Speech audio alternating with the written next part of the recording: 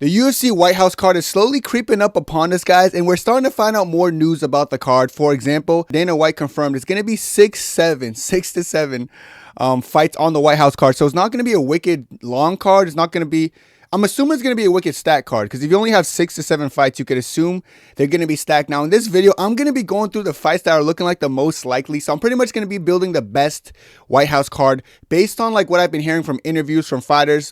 And these make the most sense in my opinion, you know, and I feel like these fights are going to be good. So if the White House card is looking the way I think it's going to look, I think we're in for a really good card. But let me just say, politics kind of have no place in sports, because let's just say the fans aren't delighting. They're all racist in the writing and all biased in their citing. Our president's looking like an appetizer and it's frightening. Fuck Donald Trump, that's garlic parmesan, you know, the right wing. Yeah, baby, yeah. Yeah, man. You know, the right wing, like you pick the right wing, the best wing is a garlic parmesan. Brother, like they're gonna understand that the first try if you smart guy, but you know, I like this video, I like this idea, and I do think these matchups are like, I don't want to say 10 out of 10, man, because fights fall off, but from what I know, these are looking like the most likely fights. Let's start off with the main card opener, which I think is going to open up with a really good bang. I got Jack Della Maddalena versus Michael Morales. Now, I feel like this is a fight they'll do to open up the main card. It might not be American guys, but it's a badass fight, man. We got Jack Della Maddalena, you know, coming off a little bit of a tough one, Islam Makhachev, and then we have Michael Morales, who seems to be the guy that people, I want to say a lot of people want Morales to fight for the title, but I feel like there's an understanding that Morales probably has to do one more thing, and I think the way negotiations are going, the UFC does not have the plan of Morales fighting Islam. It's just obvious. You know, from what I've seen from Morales himself, he's kind of telling the media that it's unlikely that he's going to fight Islam. And he himself actually pointed to the fact that the JDM fight's looking pretty likely. So tell me about, do you know when your next fight is? Or no? No. Not yet? Maybe June. Maybe June. Yeah. Maybe June. We don't know. We don't know who. Maybe Islam? Yeah. Who do you want? Is there anybody you want? I don't know. Maybe Jack Della Magdalena, maybe. I don't know. JDM, that would be a fire fight. As well as the fact that it looks like the UFC is kind of focused on Islam versus Usman, which I know is going to upset some people. Me, brother, you know, I'm all for this, brother. No problem. You know, Usman handsome, strong, look good. So I don't mind that fight, you know. I don't mind that fight, you know. You know, so I'm ecstatic for that. But yeah, the way Morales talks in these interviews, I'm starting to see that they don't have the plan for a championship fight. And I think what better than to fight the guy that Islam fought. Now, if he beats JDM in, dare I say, better fashion than Islam, because Islam did smoke him every round and destroyed him on the feet, out grappled him. But if he finishes JDM, that's a statement. Will he finish JDM? I don't think so. I think if this fight does happen, it looks like it's in negotiations. It looks like it's very likely. I think JDM will beat Morales, but I like the fight. I like the matchup. You know, JDM's just a lot better equipped. He has better grappling, in my opinion. He's a better striker, in my opinion. Only thing Morales has over him is probably power, but I just see Morales getting finished by JDM within the first 2 rounds, honestly. I think Morales punches himself out after the first round, and then JDM just takes over. JDM can grapple too, man. He submitted Randy Brown after he dropped him, you know, so I could see something similar happening here. But yeah, it's just a tough ask for Morales. I know Casual's gonna be like, dude, Morales is like fucking cowbunga, dude. Yeah, dude. He's like doing this shit. Yeah, Morales, man. I'm gonna, you know, but they're gonna be disappointed if this fight does get booked, because it's not gonna go the way the Morales fans want it to go. But I think this is a great card, great fight to open up a card like that, because I feel like it's gonna be action packed. You know, new viewers are gonna be like, damn, these guys are swinging and banging. You know, they're both pretty popular. Like JDM gained popularity from fighting Islam Makhachev. You know, brother, I hear sirens outside because they know if this fight happen, it's not legal. JDM gonna get arrested for a beatdown. You know, JDM has a little bit more hype on him after the Islam fight, because people know of his existence, because Islam's like one of the most, if not the most popular fighter in the UFC today. Then Morales is like, he has like that popular energy. You could tell the UFC likes what they're going to do with him. So I think this is the best matchup possible to get a confirmed #1 contender who's going to fight the winner of Islam and Usman. So this fight should be a great main card opener. Next up, this is a fight I like, and I know it could happen. There's no talks about this one, but this one seems like it'll be a banger. I got Adesanya versus Bo Nickal, man. Brother, we got the American guy, Bo Nickal, and we got Israel Adesanya. Now, Izzy obviously has a fight booked for next month, but this is a fight that he could turn around quickly, win or lose. Now, Izzy said he's not going to be here for too long, so it doesn't matter if Joe Pyfer beats Izzy. You know, if Joe Pyfer beats Izzy, so be it. He beats Izzy. They would actually be more likely to book Bo Nickal against Izzy if Izzy loses. But I do think if Izzy wins as well, Bo Nickal's a good fight because it's going to get Izzy on the White House card. Izzy's probably one of the biggest superstars in the last, probably the biggest superstar in the last 5 years in the UFC, if you think about it, and he's just perfect for a card like this. Everyone knows who he is. And then Bo Nickal's the American guy. Yeah, the American savior, man. Yeah. I know it's like giving a cake to Bo Nickal, but depending on how Izzy does against the Joe Pyfer fight, this fight can make more or less sense. But I like the fight as far as popularity goes. And you got that American guy in the card because, Bo Nickal wants to fight in front of the president. He's going to get what he wants. He's just going to get it against someone like Adesanya. And I also think stylistically, it's an interesting fight to look at because I feel like it's wrestler versus striker, and people might sleep on Izzy in this one, which makes me more excited. And I feel like I would love to see it. You guys can't lie, like popularity-wise, this makes a lot of sense for a White House card. Like we want to see big names. We don't want to see no Joe Schmoes and low clothes and low blows. We want to see popular guys and some American guys. Mix it up. You got to add some American guys for like the card purposes. I'm sure Izzy would Izzy get booed though? The crowd's not going to be big. It's probably going to just be a bunch of rich white right-wing white people. So they probably all be like, yeah, Bo Nickal, man, Bo Nickal. I don't know though. Izzy just has aura, man. Izzy kind of seems opposed to like fighting in front of millionaires. He always jokes about it, like I don't want to fight in front of a bunch of rich millionaires, but I think he would say yes if it's a Bo Nickal and they pay him generously. So I think he would oblige to this fight. And I think it'll be a great fight for Izzy stylistically. I think he smokes Bo Nickal. But there's going to be some people saying, nah, dude, Bo Nickal, bring the problem, Bo Nickal. They're going to be talking about this and that. So book it, brother. Let's see, brother. Let's see. And then we maybe a little bit talk afterwards. Maybe I take you out to dinner and we have conversation and we have good time. But yeah, I think Adesanya versus Bo Nickal is a great thing because you have an American, you got a superstar. This makes the most sense. Which leads me to my next fight on the card. O'Malley versus Umar. Now, this one is said, from what I've seen on the internet, this one's looking like very likely for both parties. O'Malley's camp, apparently based on Umar's side, they said O'Malley seems okay to this fight. Of course, O'Malley shouldn't get a title shot after his last performance. Some people are saying Umar shouldn't get one after his last performance. Okay, so two guys who didn't earn it, but they're right there. Let them fight each other. And then you could give Merab and Yan the rematch so they could fight. So I think this makes the most sense. Why Merab and Yan are fighting, get O'Malley and Umar fighting. This seems like the most likely fight. They said they are targeting this fight for somewhere around June. That's when the White House card is. So this will be a great fight for both guys. Khabib did seem opposed to like Islam fighting on the White House card, even though Islam wanted to. It's weird because I feel like Khabib's very against Trump being a little bit Epstein files, weirdo, pedophile, like a normal person would be opposed to that. But like, of course, the people in America aren't opposed. But we're not getting into that. But I see why Khabib didn't really want Islam and maybe other people fighting. But I do think this is a great opportunity for Umar for a number one contender fight. So Khabib will be more than on ball to make this fight happen. And I think the stylistically is an interesting fight. I do think Umar is the best fighter on bantamweight, man. That Mario Batista fight, aging like fine wine. And O'Malley getting taken down by Yadong is rubbing me the wrong way. Like, I did pick O'Malley to win. I didn't think he would struggle with the takedown defense as much as he did, which tells me all I need to know about this matchup and this fight specifically. Brother, I like to see this fight because maybe people will be like, nah, dude, sugar bar knockout, the cowabunga ones, and I think I would love to see them get proven wrong. It'd be kind of funny to watch. I think everyone knows how this fight goes deep down, but it's going to be mixed when the fight gets booked or if it gets booked.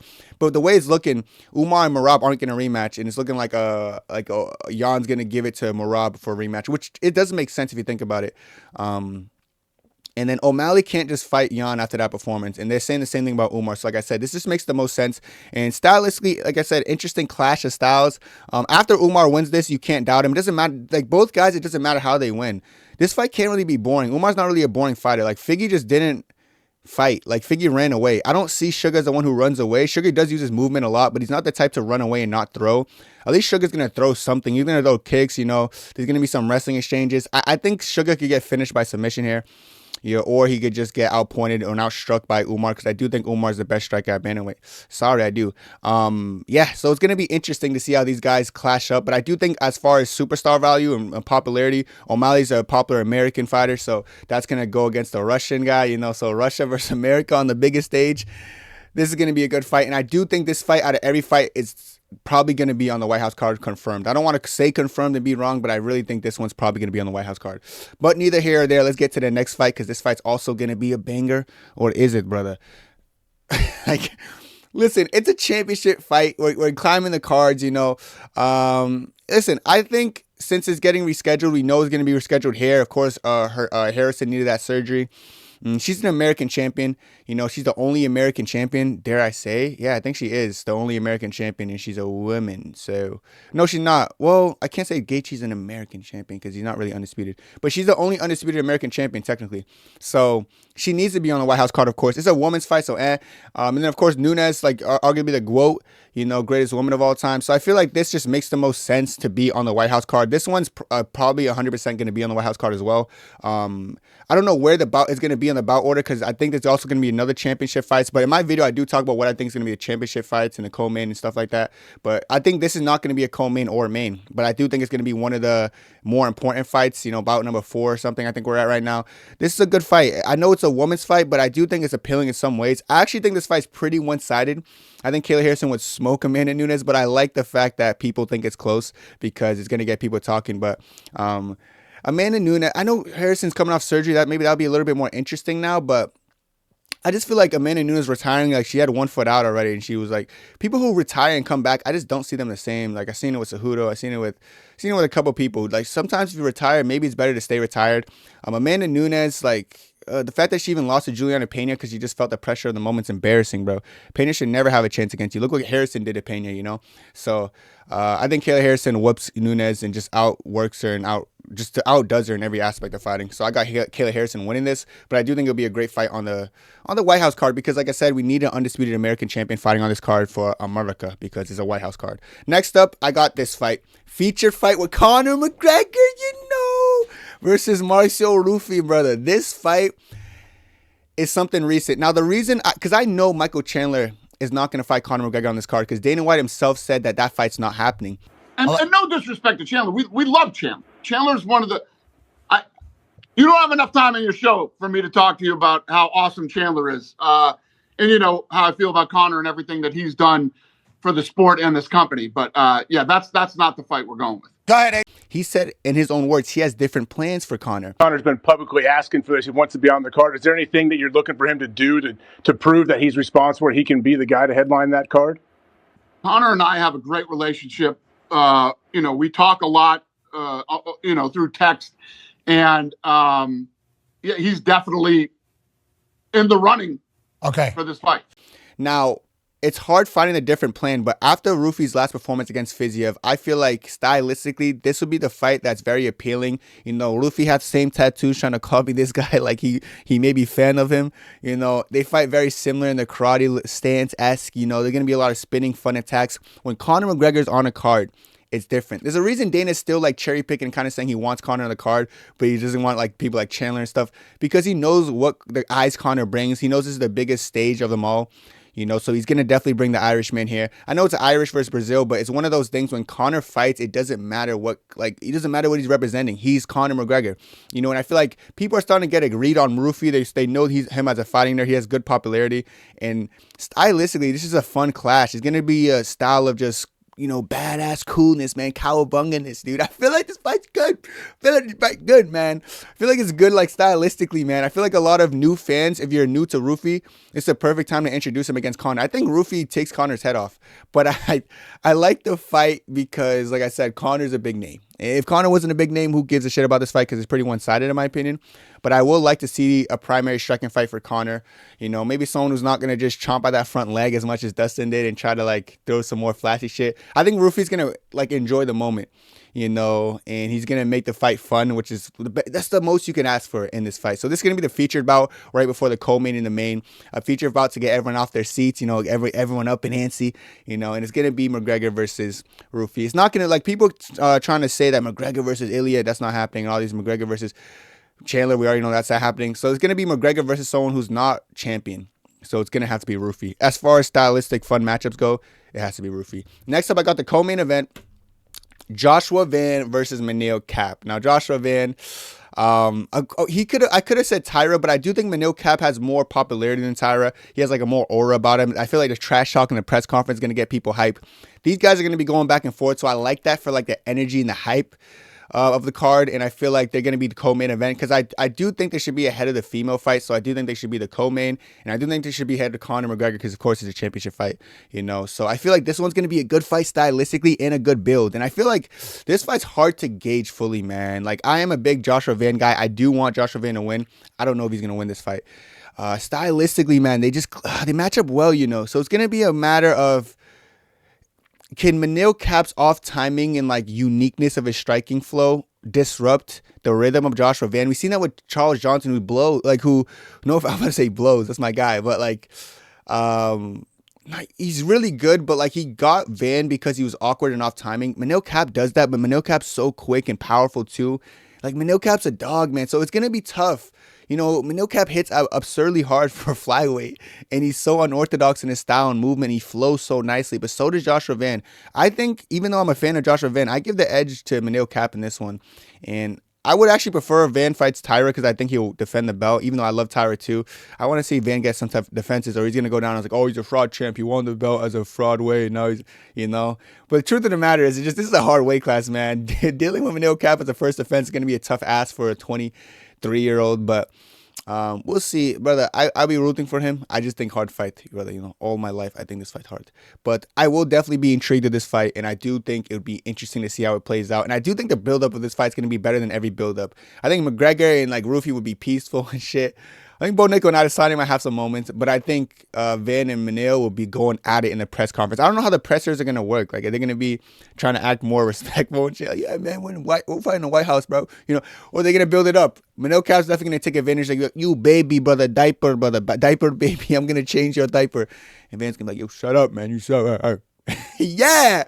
I can't wait for this one. And I think this one's going to be booked. I don't want to say confirmed, but I do think this one's definitely going to be booked on the White House. Could be booked earlier, so you never know. Because White House is around June. So time will have to tell. But I do think these two are it's a very good fight to watch, in my opinion. So I hope you respect my opinion. Which takes me to the main event of the evening. Of course, you guys know what it is.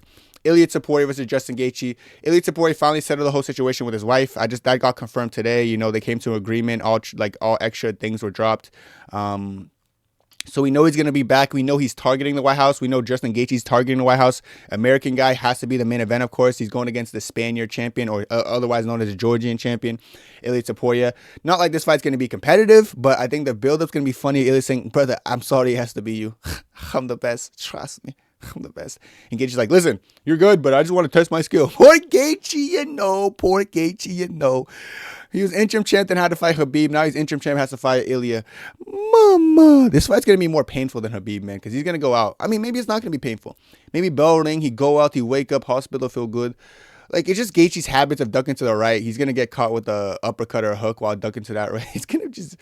Man, tough one, eh? Tough ask, eh? Tough ask.